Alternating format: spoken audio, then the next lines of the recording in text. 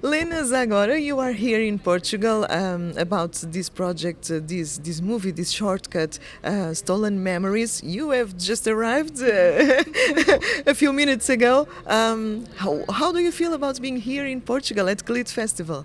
Really nice. It looks super lovely, the location. But I haven't seen much more, so I'm also eager to explore. Okay. How did you receive the news that you were going to be here in Portugal at the festival? Were you happy?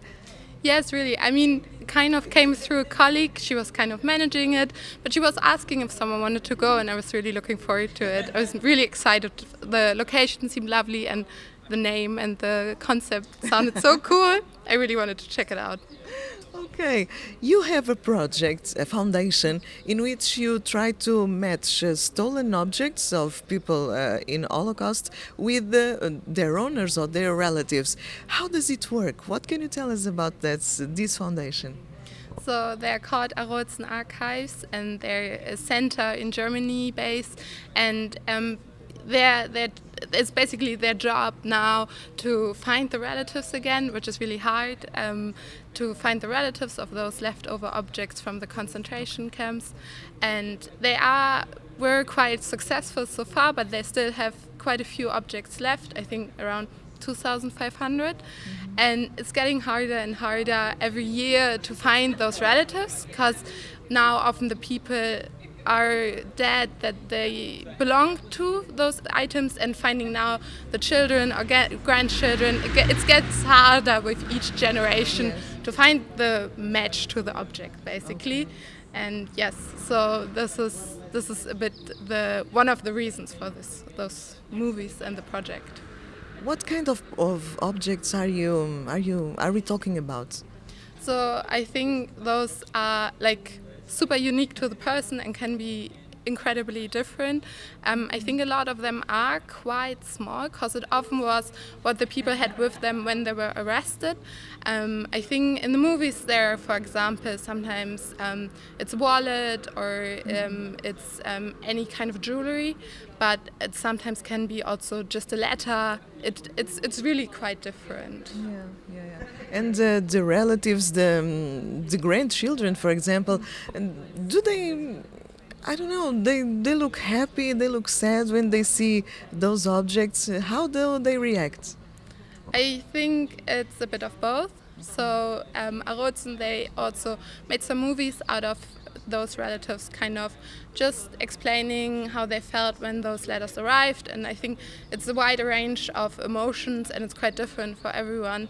I think some maybe didn't even know the whole history of their parents, or maybe just know bits. And I think for them it's probably a lot of surprise and shock, but I can't even imagine the whole range of emotion. I think it's a bit happiness and it's a bit sadness for everyone. How would you define a happy ending for those objects? Yeah, I think them being returned to, well, I mean, the people themselves, I think that's not quite common anymore, but the relatives. I think one of the more beautiful examples is when the sister of one victim received a wallet, and she didn't even know that still existed, and she got some photos back, and this is also one of our cases, and she got this wallet back with also a lot of pictures she didn't know existed. And I think those things are great if you can return those memories back to the people and the family where they belong, basically. How do you look at the European reality right now? I mean, with 12 members of the extreme right in the parliament, how do you see that? Well, I mean, that's a tough question. Should we be concerned?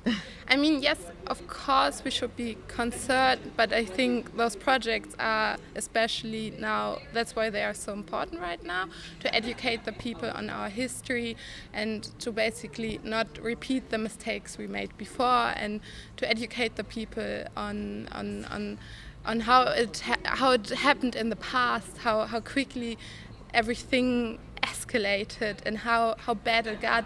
And I think with those movies, those can maybe help a tiny bit, but yeah, it's a real issue right now. And I hope that as filmmakers we all can do a little bit to withstand those right movements. To change that, maybe. Yeah, maybe just a tiny bit, but that would be great. Yeah. In what other projects are you working now? Or in the future, will you be working with something related to the movies, series? I don't know. Tell us. So yeah, there is a fourth one coming out. We have 3 now out of those Stolen Memory movies, and the fourth one should be released in the next few days. Okay. So yeah, you can check those out. And there also is coming some more also with Arozen Archives. So yeah, there's more happening. So you can check this out if you want to. Yeah, I'm really excited about that. And for your staying in Portugal, do you have a schedule? What do you want to visit? What do you want to see the most? I mean, maybe have a look at the beach as well. I don't know. I'm in Germany. I really miss beaches, and we have a sea, but it's quite small. So I'm really looking forward to seeing the ocean a little bit. Okay, Lena, thank you so much for being with us. I hope you enjoy your stay in Portugal, and you can now go to the CLIT Festival and see a lot of movies and shortcuts. Thank you so much. Thank you. Thank you.